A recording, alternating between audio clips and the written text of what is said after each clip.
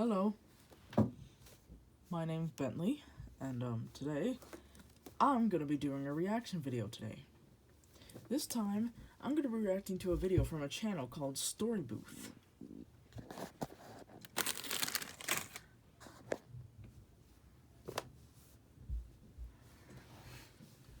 I'm pretty sure many of you know Story Booth, right? Well, for some of you that don't, it's basically like a channel that tells real-life stories, unlike other channels that tell stories that aren't actually real. Like, think about it. Like, is it true that you can actually get allergic to water? No, I don't think so. Anyway, without further ado, let's get started. This is a story that's called I Didn't Like Who My Dad Really Was. I wonder why. Well, we're gonna find out.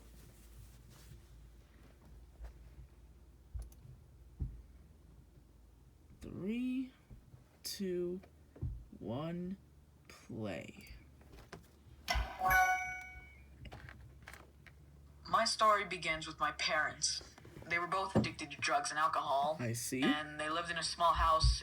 They got married after being together for maybe 2 to 3 years. Those look like the My perfect mother became couple. pregnant with me, and she truly believed that I was a blessing from God. So she got completely clean off any drugs and booze, and she also got a job. Good job, Mom. That is a Mom of the Year. Getting clean of alcohol and booze for the baby.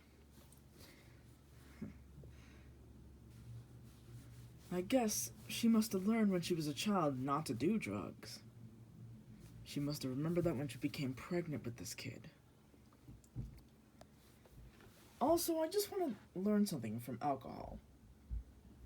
I want to tell you guys something. That's what I meant to say. I heard that doctors only recommend 1 drink a day. But kids with developing brains and bodies shouldn't drink it at all. It's illegal for one thing and dangerous. Working really hard to pay for me and herself while she was still pregnant. In the months she was clean, she became upset and distanced with my father as he continued drinking and using drugs. They argued all the time, and my father didn't pay any bills, nor did he have a job, nor did he quit any of his habits. But nonetheless, they stayed together. My mother then gave birth to me. My father missed due to his drug use and informed my mother at the hospital that he lost the house because, well, he didn't pay any of the bills for months on. Well, that's what happened when you don't pay the bills. You know, Tati doesn't know about insurance bill stuff yet. I wonder when she's going to learn that. And they were separated but still legally together. Up until 2009, when my father went to prison for a violent crime, he was sentenced to a 10-year sentence with parole after having served 5. So I grew up without him. I was almost in the 5th grade by the time he was released for good behavior. Then he tried to get back into my life. I started going to his house sometimes when he asked me on the weekends. He remarried only a few days after being out of prison. Oh my goodness. He remarries? Wow.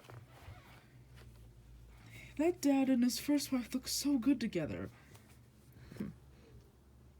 What makes him think he's better with her?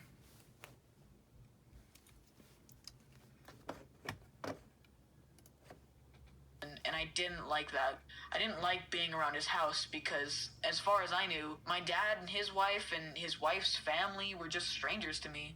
When I was a kid growing up without him, I really missed my dad, like, a lot, even though I didn't remember him at all, and I felt guilty for looking at him as a stranger.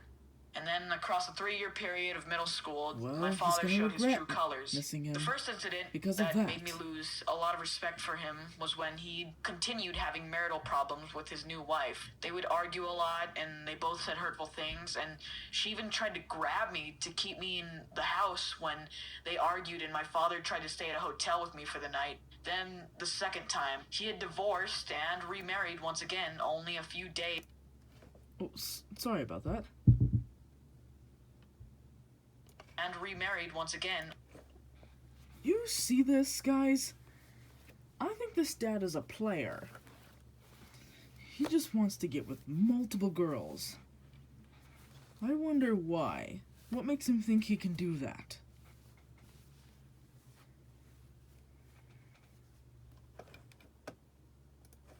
Only a few days after his divorce. This woman already had 3 children, and I was obviously ignored for the other kids when I went to his house. Then, they also had marital problems. He would tell me to put my shoes on and jacket so they could leave, and then he would go back to argue, and then he would tell me to put my shoes and my jacket on and go back to argue. And this would continue for almost the whole night. Now, they both have 2 more kids, and my father is struggling to provide for them. And at one point, I realized the same thing had been going on for almost 4 years of his freedom after being out of jail. Do something. So 13-year-old me decided to stop going to my father's house. Yes. I would make excuses. He's a player. And only go when I had to, and my father would continue to get angry that I wouldn't go. Yeah, get angry all you want. Nearly a year after making excuses not to go, the next time he asked me to go to his house, I'm going to say no and explain why I'm never going to his house ever again. Because he's done nothing in his 4 years of freedom. I haven't found the courage to say it to his face yet, so wish me luck.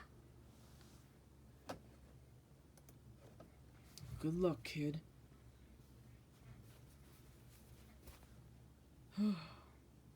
I wish that kid good luck. I wonder what his name is. Let's find out.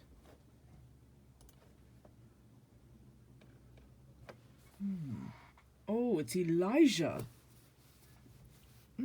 Sounds like Eliza. Interesting. But I really hope Elijah has the courage and strength in his heart to tell his dad how he truly feels. Because he obviously paid little to no attention to him. What a good-for-nothing father he is. Absolute player, don't you think? Well, that's all for right now. Don't forget to like, subscribe, and turn on post notifications.